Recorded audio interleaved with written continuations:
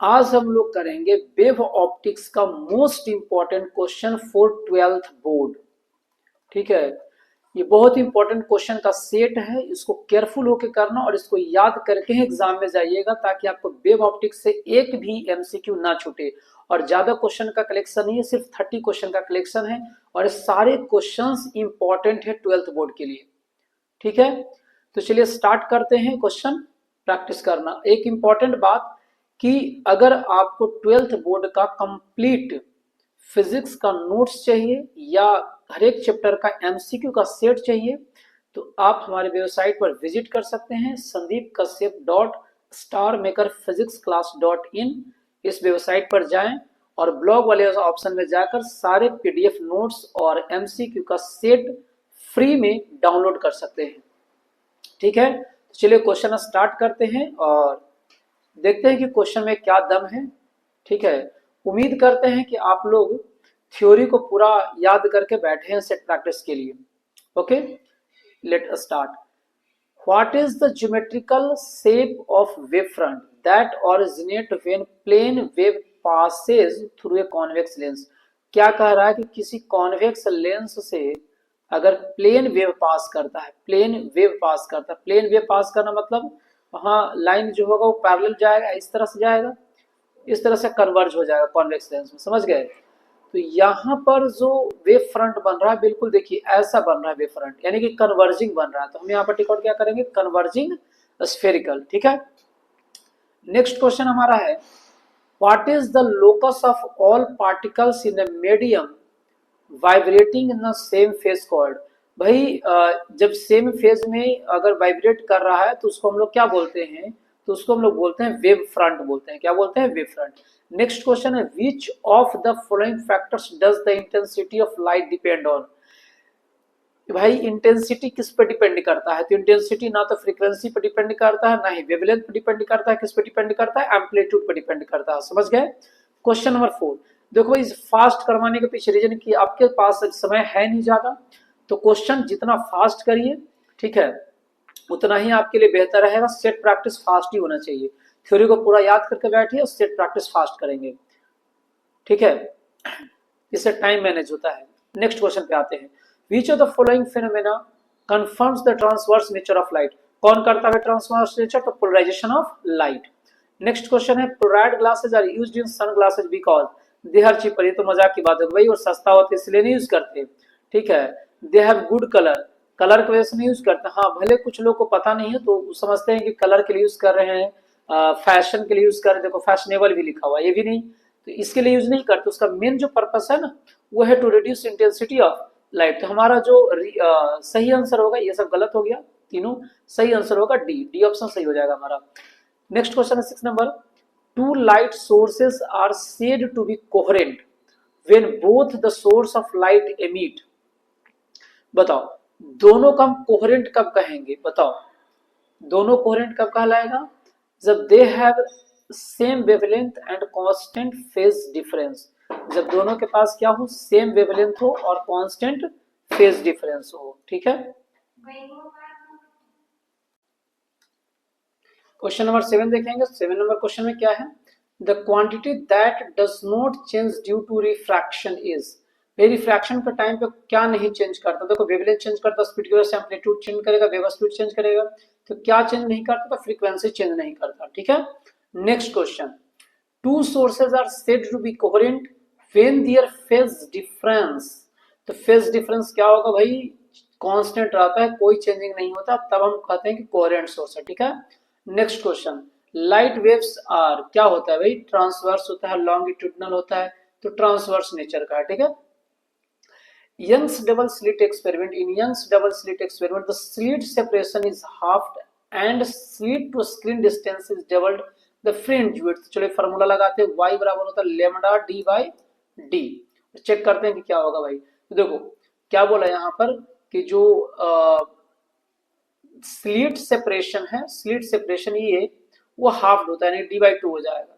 और स्क्रीन और स्लिट के बीच का डिस्टेंस को डबल करते हैं, 2d कर देते हैं। तो देखो 2 प्लॉट के ऊपर जाएगा तो 4 हो जाएगा, तो 4 यानी कितना टाइम से बढ़ जाएगा पहले वाले से, तो 4 टाइम से इंक्रीज कर जाएगा, तो हम बोलेंगे क्वाड्रपल्ड हो गया। ठीक है, चलिए नेक्स्ट क्वेश्चन 11 नंबर क्वेश्चन क्या है, the difference of phases of waves at a point under constructive interference should be. तो डिफरेंस ऑफ फेजेस मतलब फेज डिफरेंस कितना होता है, तो 2n पाई होता है, तो 2n पाई फार्मूला होता है, ठीक है। तो क्या हम कह सकते हैं कि पाई का कैसा मल्टीपल है, तो भाई इवन मल्टीपल है, कैसा मल्टीपल कहलाएगा, इवन, 2n मतलब इवन है यहाँ पर, ठीक है, तो इवन मल्टीपल ऑफ पाई बोल देंगे। Next question is the phase difference at a point, ठीक है, इंटरस्ट्रक्टिव इंटरफेरेंस शुड बी, तो भैया इसका होता है क्या, 2n+1, यानी कि इवन ऑड मल्टीपल ऑफ पाई हो जाएगा, तो ऑप्शन बी हो जाएगा 12 का। नेक्स्ट क्वेश्चन पे आते हैं हम लोग। नेक्स्ट क्वेश्चन हमारा path difference between waves for constructive interference should be.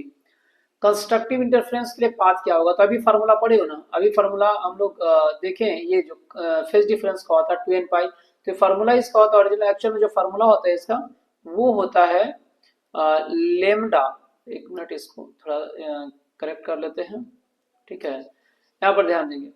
तो क्या होगा यहाँ पर, जो फेज डिफरेंस का जो फार्मूला होता है, डेल्टा फाई का जो फार्मूला होता है, वो होता है 2 pi by lambda, 2 pi by lambda into path difference. अब यहाँ पर देखो पाथ डिफरेंस पूछा है, तो पाथ डिफरेंस बराबर क्या हो जाएगा, लेमडा बाई 2 पाई हो जाएगा, उल्टा हो जाएगा, into phase difference. Phase difference का फार्मूला जो होता है कंस्ट्रक्टिव 2n पाई होता है, 2 पाई से 2 पाई कैंसिल हो गया, तो यहाँ पर क्या बचेगा, n लेमडा बचेगा, ठीक है। तो n लेमडा हो जाएगा कंस्ट्रक्टिव इंटरफेरेंस के लिए, यानी कि इंटीग्रल मल्टीपल ऑफ लेमडा हम कर सकते हैं, ठीक है। इसमें डिस्ट्रक्टिव में क्या हो जाएगा कि यहाँ पर जो पाथ फेज डिफरेंस वो चेंज कर जाएगा पाथ डिफरेंस में, तो फाइनल जो वैल्यू आपका निकल कर आएगा, ठीक है, वो आएगा 2n+1 लेमडा बाई 2, ऑप्शन थोड़ा मिस्टेक है, 2n+1 लेमडा बाई 2 आ जाएगा, ठीक है, ऑड मल्टीपल ऑफ पाई हो जाता है, समझ गए, डिस्ट्रक्टिव इंटरफेरेंस में। ये हो गया, ऑप्शन बी हो गया। 50 नंबर क्वेश्चन में क्या कह रहा है कि if two coherent sources separated by distance separated by d emit waves of wavelength lambda, ये सब कुछ देखो यहाँ पर लिखा होगा, स्क्रीन के बीच का डिस्टेंस d है, एंगुलर फ्रिंज विड्थ इसका क्या होगा, तो एंगुलर फ्रिंज विड्थ का फार्मूला होता है लेमडा बाई d होता है, ठीक है, कर लेंगे, ठीक है। नेक्स्ट चलिए क्वेश्चन नंबर 16 हम लोग करते हैं, क्या लिखा हुआ है, the width of fringe when distance between, width of fringe समझ रहे हो, ठीक है, distance between source of light and a screen in Young's double slit is increased, तो ये कैपिटल डी का वैल्यू को बढ़ा दिया जा रहा है, तो जो विड्थ ऑफ फ्रिंज होगा वाई होगा वो क्या हो जाएगा, बढ़ जाएगा, ऑब्वियसली बढ़ेगा, तो इंक्रीजेज हो जाएगा।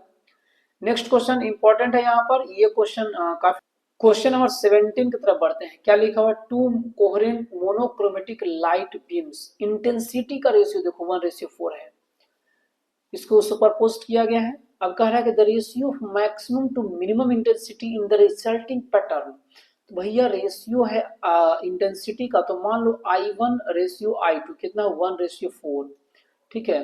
अब अगर रेशियो फैक्टर को x मानते हैं तो I1 बराबर x हो जाएगा, ऐसे क्लास 8 से ही पढ़ते आ रहे हो सब, I2 बराबर 4x, इस तरह से रेशियो फैक्टर को सपोज करने का कहानी। अब देखो कह रहा है क्या कि मैक्सिमम इंटेंसिटी और मिनिमम इंटेंसिटी का रेशियो बताओ, तो लिख देते हैं आई मैक्स बाई आई मिन, फार्मूला क्या होता है मैक्सिमम इंटेंसिटी का, तो √अंडर I1 प्लस √I2 का होल स्क्वायर, मिनिमम का क्या होता है फार्मूला √I1 माइनस √I2 का होल स्क्वायर, ऐसा का वैल्यू रखो, तो I1 की जगह x हमने रखा तो √x, I2 की जगह 4x रखेंगे तो √4x का होल स्क्वायर, नीचे में क्या हो जाएगा √x माइनस √4x का होल स्क्वायर। अब जब इसको सोल्व करेंगे तो देखो यहाँ पर हो जाएगा x प्लस 4 को बाहर निकालेंगे तो 2√x हो जाएगा, इसका होल स्क्वायर रहेगा, याद रखना है, √x माइनस यहाँ भी वैसे ही 2 निकल जाएगा बाहर का होल स्क्वायर।